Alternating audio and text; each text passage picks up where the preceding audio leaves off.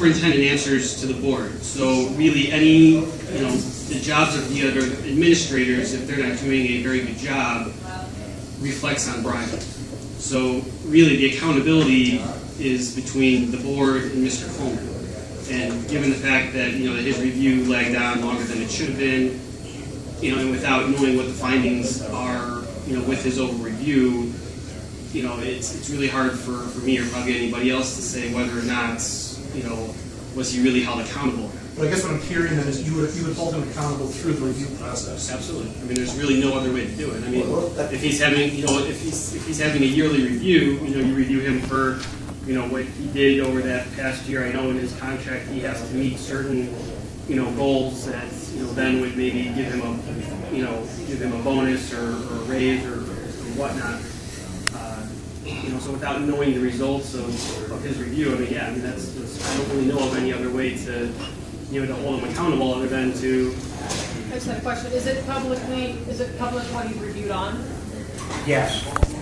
The criteria, as I asked and was told that he was reviewed, and this was, I believe, from Mr. Cary, probably about a year ago, that he was held accountable for benchmarking, and that it is closed how exactly well he did against that. We're not allowed to know the specifics, but we are allowed to know, and I have actually raised questions. For example, to say, okay, if he's held accountable for benchmarking, and we hire a consultant for several $1,000s to do benchmarking, does that count towards his review as a positive or a negative? As an example, have not had any answers yet. I would also add, when Brian Coleman makes a statement that's unsubstantiated in a meeting, there is no community member or any member of the administration who can, or any member of the community who can respond to that. For example, Cary District 26 has the highest administration to pupil ratio of any district in the area. However, Brian stated publicly in a meeting that there's nothing he can do, that this is the bare minimum standard that he can do in order to run the administration. Now, there is nobody who comes to these meetings that can be allowed to say anything. So an example of the board not holding the administration accountable is to say, I don't understand, you have to walk me through that, okay? A second example. Wait, can I stop you right there, because you got it exactly backwards. The actual statistic that was in the staffing plan was that the pupil to administrator ratio was the highest in the county, which is a good thing. You want to have a high leverage number. You want to have a lot of pupils per administrator. You don't want to have few pupils per administrator. You have it exactly backwards. It's taken from the Illinois State Report Cards, correct? Right. I think it also depends on how you define administrator.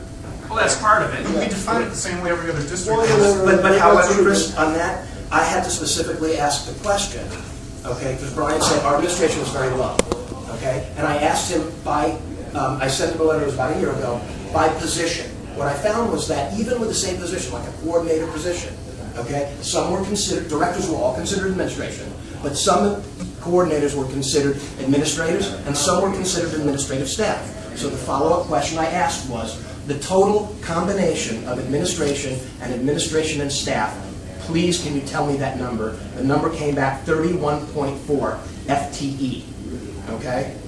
So we have 31.4 full-time equivalents of administration and administration staff. That number in terms of personnel has been growing because we added a second assistant principal, okay? And we now have positions like I think, Kelly, you said, what started as a temporary position when Cary Junior High moved of an operations coordinator that was off the books for several years and over $20,000 a year higher than the female coordinators. Some were considered administrators, some were considered administrative staff. So again, when you talk about transparency and definitions, the community wants to know. And You know, as far as the size of the administrative center staff, people who've been going to meetings should know it's probably been a year now, but I've been asking Coleman and Brent.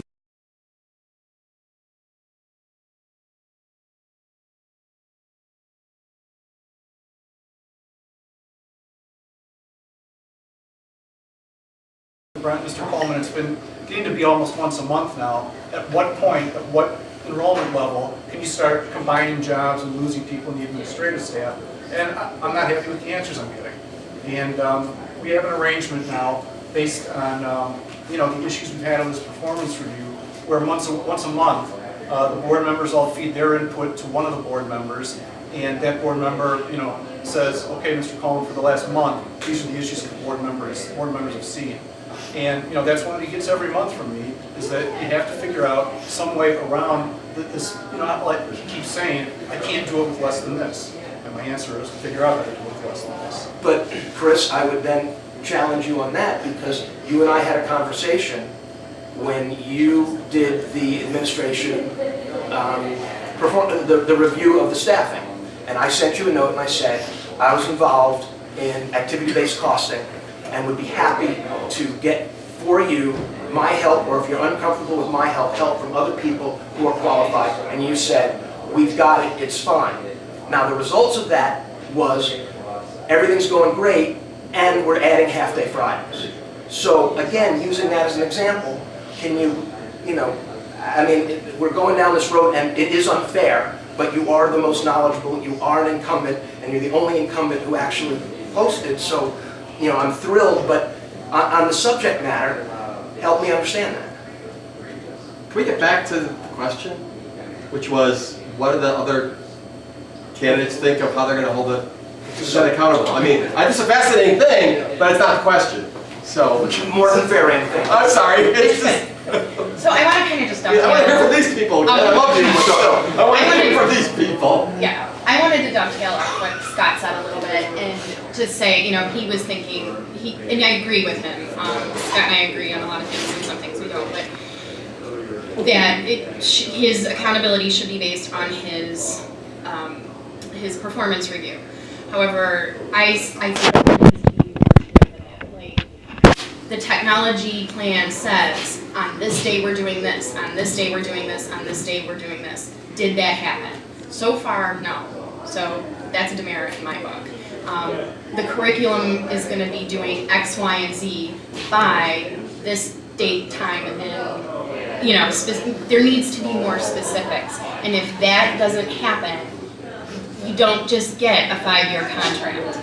You don't get a blanket 5-year contract, because as of right now, what difference does it make? We can try to hold him accountable all we want, but he's got the 5-year contract, so, oh wow.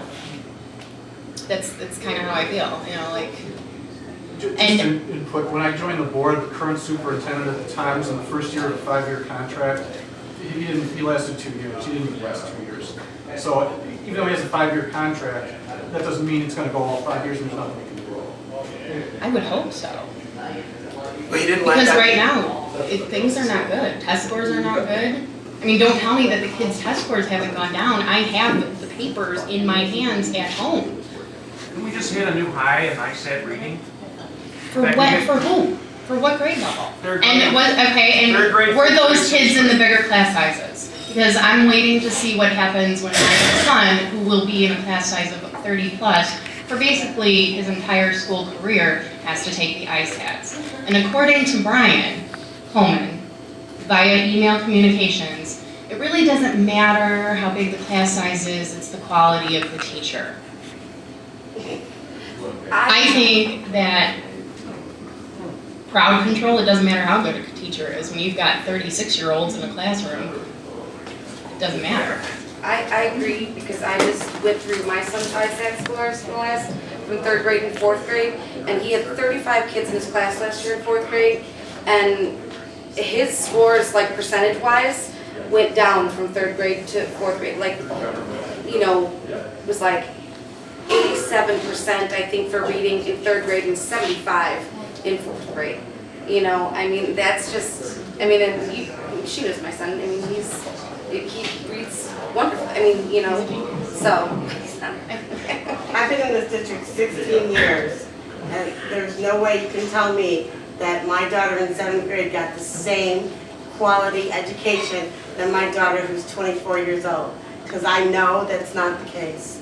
Now my grandson's in kindergarten. We don't have any of the data with us to validate anybody's assertions about test scores, so like Mr. Lawrence said, if it please the court, we just finish answering the question. Okay. Well, yeah, I'll go back. The accountability piece is there. So I mean, what I heard you say is what Mr. Epstein said, do it through the review process and also don't award them a 5-year contract. And are the goals being met when we say they're being met via like the technology plan, the curriculum? All right, I said, Dean, if you can hold, I want to make sure the other candidates can come up, and then I'll make sure you You get. know, kind of go back to what I was talking about before, and that is, you know, the planning process, you know, standard practices that, you know, you find in corporations, businesses, and probably other school districts that we're not seeing in District 26. You know, standard project program management, having the administration understand what's expected of them when you bring something to the board. So you know, we've talked about, you know, the gun to the head type of decisions that are going on, but you know, how much was actually fed back on? Here's how we want the structure. You know, here's what we want this plan to be laid out. If there are slips in the plan, come and tell us what's going on. And you know, and that's part of the problem is that, you know, that isn't there. Now, if someone hadn't never been trained on that, you know, whether it's the administration or the Board of Education, how much can you blame them, right? I mean, you know, you can go and say, okay, Brian, you don't have this skill, this skill, this skill. We've never asked about it before, but you don't have it, so we're just going to fire you. Is that fair? Is that not fair? You know, probably not fair. But if you direct them towards that, if you give them the education, the opportunity, and the opportunity to at least grow into those skills, then you're on your way. Now, if you give him that opportunity and he still doesn't get it, or he doesn't go towards direction, then maybe it's time to cut ties with him or insist that maybe another administrator or administrative Bruce, staff. I'm going to defer to Randy on this just from a historical perspective because I don't want to pick on Chris. But was Mr. Coleman given from past boards an opportunity to further his education? And can you give any oversight and background on that? Yeah, yes, he was. He was authorized to attend a executive level professional development on basically a kind of a micro MBA, and he elected not to complete that coursework. He went through the majority of it, but he decided on his own due to district finances. He elected that, given what he was learning and what the district was going through at the time, he elected not to complete that. Right. But he was exposed to a lot of what most of the board candidates here are asking for as far as business level or C-level understanding of accountability. Okay. And Stop it. Okay. This isn't my opinion. Okay. Okay. But again, it comes down to, you know, is be held accountable for that if he hasn't been exposed to it. And is the other parts of administration, the Board of Education itself being held accountable for that. So. Okay. Bradley, Sure. I'll talk for a second. Yeah, it's a good question. You really have several techniques that boil down to 3 basic categories for trying to get behavior to change. Okay? This goes to basic psychology.